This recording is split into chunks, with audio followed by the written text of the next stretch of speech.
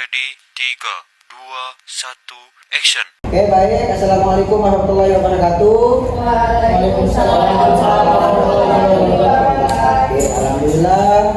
Terima kasih Bapak Ibu semuanya, tokoh pemuda, tokoh agama, Dewan Guru juga yang sudah menyempatkan hadir pada musyawarah kita pada siang hari ini mengenai pengangguran pemuda dan konflik antar kelompok.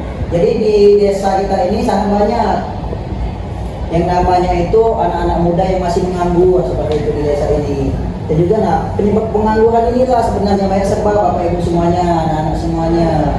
Entah itu narkoba, sudah itu ribut, kenakalan remaja.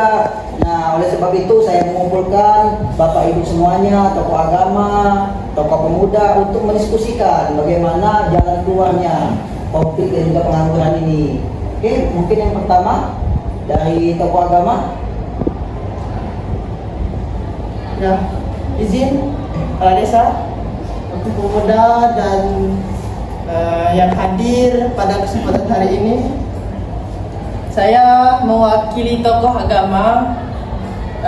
Masalah pengangguran ini merusak moral anak muda dan juga mereka jadi kurang beribadahnya kurang. Oleh karena itu kami sebagai tokoh agama mengusulkan agar kita fokus utamanya yaitu kegiatan keibadahan, yaitu tentang keagamaan, dan juga kita membangun balai-balai dakwah agar anak muda itu senang dan rajin beribadah untuk meningkatkan nilai akhlak dan nilai lokal untuk dirinya pribadi ataupun untuk orang di sekitar kita. Mungkin itu saja Kepala Desa. Oke, terima kasih Pak Haji atas isunya, masukannya. Jadi benar kata Pak Haji itu, karena anak muda ini banyak sudah pengangguran, gak mau sholat. Nah ini jadi karena sholat itu menghindari dan membuat kejian munkar, Pak Haji ya. Betul Pak Haji. Terima kasih Pak Haji ya. Ini masukan sangat luar biasa bagi kami. Nanti akan kami oleh staf kami akan diproses. Selanjutnya mungkin dari Ibu Guru, boleh Bu? Baik, sebelumnya mohon izin Bapak Haji dan Bapak Kepala Desa. Di sini saya mewakili masyarakat yang mungkin berperan juga ya di lingkungan. Saya berpandangan tingginya angka pemuda yang menganggur di lingkungan kita ini salah satunya adalah karena rendahnya relevansi pendidikan dan kemampuan di lingkungan kita ini, Bapak. Nah, jadi menurut saya karena itulah kenapa banyak anak-anak muda yang menganggur atau mungkin yang sudah selesai berpendidikan tapi belum ada kegiatan atau sudah terjebak di zona nyamannya anak-anak pada saat ini. Nah, terus di sini saya mempunyai usul, Pak. Sebenarnya jadi saya di sini mau mengusulkan bahwa bagaimana kalau kita itu menciptakan atau membuat apa ya tadi? Ini saya mengusulkan gimana kalau misalnya dari kita nih Bapak kita sediakan seperti pelatihan Gitu ya. pelatihan digital mungkin anak-anak muda ya kan, jadi dimana anak-anak itu nantinya bisa tahu kemampuannya di mana gitu. Bukan cuma mereka menyelesaikan pendidikannya ya, ada banyak juga mereka sudah selesai pendidikannya tapi ya tetap aja menganggur. Kayaknya harus kita spesifikasi lagi tentang kemampuannya anak-anak agar mereka itu betul-betul tahu di mana sih letak kemampuannya. Makanya sepertinya kita ini harus banget mewadahi yang namanya itu tadi pelatihan tersebut. Iya, tujuannya itu tadi. Dan agar apa? Agar kalau misalnya kita sudah membentuk itu dan anak-anak sudah tahu kemampuannya, kita juga bisa mengarahkan anak-anak pemuda itu untuk bekerja melalui kemampuannya itu. Dan menurut saya itu bagus juga karena apa? Karena anak-anak bisa dan nantinya bisa bekerja melalui rumah atau yang bisa kita sebut WFH, ya kan? Iya dong. Atau juga bisa anak-anak jadinya freelance berdasarkan kemampuannya masing-masing tadi. Menurut saya seperti itu. Baik, di sini saya sebagai perwakilan dari ibu-ibu di tangga. Saya setuju dengan usulan dari Ibu Guru dan Bapak Haji, karena saya setuju dengan usulan dari Bapak Kiai dan Ibu Guru tadi. Jadi suami saya itu sering ngeluh juga tentang anak-anaknya itu yang sering nganggur, nggak ada kegiatan gitu kan. Jadi saya setuju untuk diadakannya pelatihan ini biar anak-anak itu ada kegiatan yang bermanfaat. Bapak Ibu terima kasih ya, Bapak Haji, Ibu Guru dan juga perwakilan dari Ibu di seluruh desa ini. Kami ucapkan terima kasih atas masukannya, dan juga emang tujuan harapan perangkat desa ini emang seperti itu, memperdayakan anak-anak muda di sini supaya tidak nganggur, supaya bekerja, gitu itu harapannya. Tapi anak-anak muda di sini dan juga keuangan perputaran ekonomi di desa ini kurang, tapi seperti lemah gitu. Belum. Oke, benar-benar. Terima kasih Bapak Haji, Bapak Ibu Guru atas masukannya. Nanti sebenarnya semoga program ini terjalan dengan baik. Nah, boleh kita tanya dulu kepada pemuda-pemuda itu musyawarah ini, bagaimana tanggapannya tentang masukan-masukan dari sesepuh, bisa dibilang ya. Oke, sebelumnya terima kasih Pak Kades. Ya, sama-sama. Saya di sini Sama-sama. sebagai perwakilan dari pemuda-pemuda ini merasa tersingkirkan. Kenapa? Karena kalau ada pelatihan itu seharusnya itu dulu. Oke, sebelumnya terima kasih Pak Kades. Ya, sama-sama. Ibu. Nah, saya di sini sebagai perwakilan dari pemuda sangat merasa terpinggirkan. Kenapa? Karena kalau ada pelatihan itu seharusnya langsung dikasih modal, bukan hanya pelatihan saja. Jadi kami itu langsung bisa praktekannya, karena ini masalah ekonomi.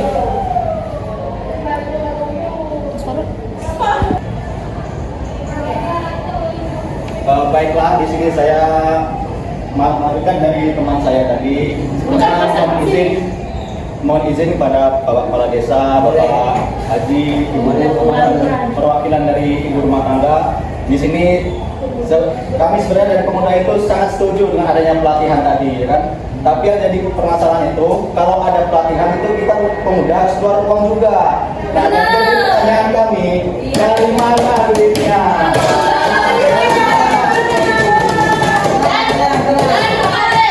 Kami nggak mau ngeluarin uang banyak-banyak. Izin kepala desa. Boleh. Karena kan pasti dari desa itu ada uangnya. Tapi menurut kami uang itu kurang kepala desa untuk kami di sini mencari kerja. Gitu. Untuk pelatihan ini juga uangnya dari kepala desa itu kurang. Itu bagaimana itu? Tenang anak-anak semuanya, sebenarnya permasalahan tersebut sudah kami pikirkan sebagai perangkat desa. Nah, ini usulan dari Ibu Dian tadi mengenai pembelajaran atau pembekalan. Nah, ini ada yang ahlinya, Kak Cikal, LSM, Kak Cikal ya. Nah, ini ahlinya nanti yang mengajarkan anak-anak semuanya, mengajarkan tentang apa Kak Cikal? Tentang membangun ekonomi di desa. Nah, jadi kami sudah kolaborasi dengan Bapak Cikal ini untuk membangun ekonomi di desa ini supaya berputar. Nanti boleh juga dijelaskan sedikit. Baik, untuk semuanya bisa saya jelaskan. Saya dari LSM akan siap mendampingi. Nah, berdasarkan dari analisis kami, akar konflik yang sering dipicu itu adalah ketimpangan sosial. Anak-anak dan Bapak Kepala Desa ya. Benar, Bu Guru, Kak Cikal, benar. Jadi solusinya itu adalah kita harus membangun Bangun apa? di desa ini, membangun sebuah bisnis yang bisa menguntungkan kita bersama. Contohnya yaitu koperasi di desa. Nah, dengan adanya koperasi Koperasi desa, tersebut benar, itu Pak. bisa menumbuhkan ekonomi yang ada di desa kita ini. Mungkin saran dari saya itu seperti itu. Saya kembalikan kepada Bapak Kepala Desa. Ya sebenarnya cita-cita dan impian kita itu membuat desa ini maju dan pemudanya itu bekerja semua. Nah, tapi masalahnya sekarang ini kita itu belum ada ini. Mungkin kami dari pihak LSM mungkin hanya menyampaikan itu saja Bapak Kepala Desa. Selanjutnya saya serahkan kepada Bapak Kepala Desa. Oke, terima kasih Pak Cikal atas masukannya. Nanti menurut saya kita alokasikan aja ya dana desa ini untuk pelatihan gitu. Nah ini untuk lebih lanjutnya saya akan komunikasikan dengan ibu guru dan juga mungkin bisa materinya Bapak Cikal nanti. Yang koperasi tadi ya? Iya, koperasi merah putih tadi. Ya. Boleh. Nanti paling aja Bapak. Oke, saya izin menanggapi lagi ya sebelumnya Bapak. Tadi terima kasih tuh kepada Bapak Cikal, Kak Cikal ya, sebagai perwakilan dari LSM. Izin Pak, memang menurut semua nih tadi yang izin menanggapi Pak Kades dan Pak Cikal sebelumnya. Nah menurut saya memang bagus tuh kayaknya ya Pak, kita ini memang seharusnya dari perangkat desa itu untuk bekerja sama dengan LSM. Adapun yang disampaikan oleh pemuda-pemuda kita tadi mengenai dana itu juga ada benarnya, gimana tadi kalau misalkan kita mengalokasikan dana sebagian dana dari perangkat desa beserta LSM ini dijadiin satu, lalu kita wadahin itu tadi yang namanya pelatihan. Tapi Pak, di sini saya kalau tadi kan Kak Cikal kan solusinya koperasi ya, koperasi. Kalau saya Pak, saya punya usulan juga nih. Menurut saya kita nggak harus matok satu aja koperasi, karena menurut saya gini, pastinya pemuda itu mempunyai kemampuan yang beragam, ya kan? Kita nggak bisa membatasi hanya satu aja di koperasi itu.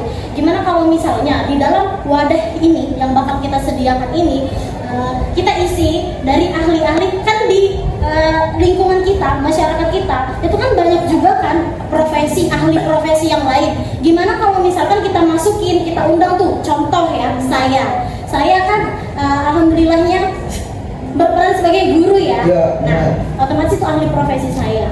Selain itu, saya juga di sini ada sampingnya lagi, yaitu sebagai ibu dari Sanggar Tari nih. Nah, itu bisa tuh saya masuk di wadah tadi. Saya sebagai orang yang ahli menari atau tadi di guru, saya masuk di situ. Lalu selanjutnya kita bisa juga hadirkan ahli profesi dari lingkungan kita ini, masyarakat kita, seperti ahli yang mesin-mesin itu Pak, Teknik mesin. bukan otomotif ya. Nah, ahli otomotif tuh di situ. Namanya kita membekali anak-anak, membekali pemuda. Jadi nggak cuma satu aja. Atau bisa juga kita juga ada Ibu Putri ya. Yang Ibu Putri itu lulusan dari desainer juga kan. Nah, kita juga bisa masukin. Jadi di dalam wadah ini ada beberapa ahli profesi yang anak-anak itu bisa ikut sesuai dengan kemauan dan kemampuannya masing-masing. Gitu. Jadi kita juga di dalam ini banyak harus ada beberapa ahli profesinya, gitu. Namanya pembekalan untuk anak-anak, ya kan? Ya. Dan saya rasa Pak, kita ini di lingkungan kita ini nggak akan kekurangan yang namanya tadi itu masyarakat yang ahli profesi, karena rakyat kita ini banyak dan ahli profesinya banyak, bermacam-macam. Ada Ibu Putri tadi dari lulusan desainer, ada juga Bapak Akbar yang kebetulan sekarang ini menyandang kepala desa Bapak, dan juga Bapak juga ada kemampuan lain yaitu otomotif kan. Nah itu bisa kita gunakan gitu. Itu kalau menurut saya. Jadi tapi yang koperasi tadi bagus juga untuk menunjang ekonomi ini desa kita. Cuman maksudnya kalau misalkan dengan yang saya sampaikan tadi itu kan bisa berguna juga buat anak-anak gitu kan. Jadi nggak terbatas kemampuan dari mereka itu. Gitu Pak. Adapun untuk dana anggarannya memang sudah seharusnya itu dirancang dari kita Pak, dari perangkat desa, dan juga kita bisa minta bekerja sama dengan LSM. Gimana Pak? Terima kasih Bapak Cika dan juga Ibu Dian atas masukannya mengenai pelatihan yang akan kita adakan di desa kita ini. Bagaimana para pemuda dan pemudi? Apakah setuju tidak akan diadakan pelatihan di desa kita ini untuk meningkatkan ekonomi dan juga kualitas pemuda-pemuda yang ada di desa? Menurut kami Pak, kami setuju saja. Ya. Tetapi dengan masalah modal tadi kan sudah diperkirakan tadi memakai dana desa. Dana desa, ya. Kalau kita alokasikan semua. Berarti nanti kita harus ada partisipasi lagi dengan warga desa karena itu memakai uang desa juga. Benar. Ada lagi? Nah, oke, itu Bang Marul, silakan. Mas,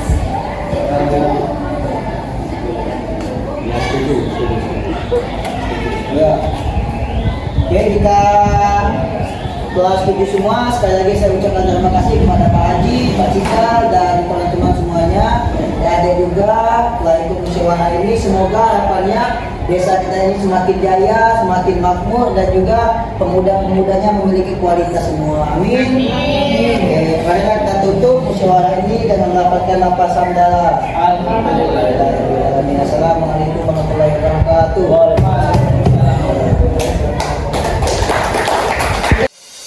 Masak nasi dalam bambu bakar kayu atas batu sa. Kasih bye-bye kisah lalu sa. Kasih hai-hai orang baru. Lapas hati cepat taruh. Buka hati for yang baru. Kubur sudah masa lalu yang berlalu soba aku. Monitor ketua. Aku tak mau lapor ketua. Kondisi lagi gacor ketua. Yang ini baru bilang menjual. My trip tantang hancur. Stop sudah jangan kau atur. Kau bukan lagi dong ngatur. Selesai main catur lupa